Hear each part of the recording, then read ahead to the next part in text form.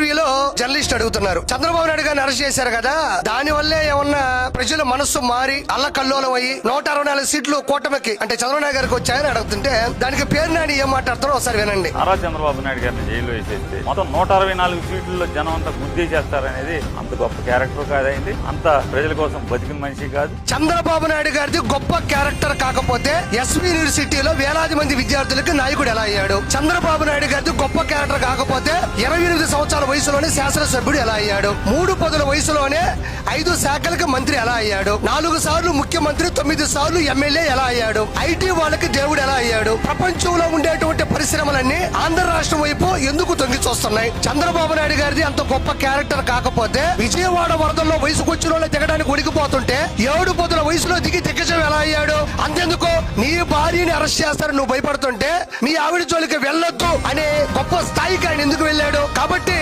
చంద్రబాబు నాయుడు గారు ఇప్పుడు గొప్ప character, he is an legendary, he is an visionary.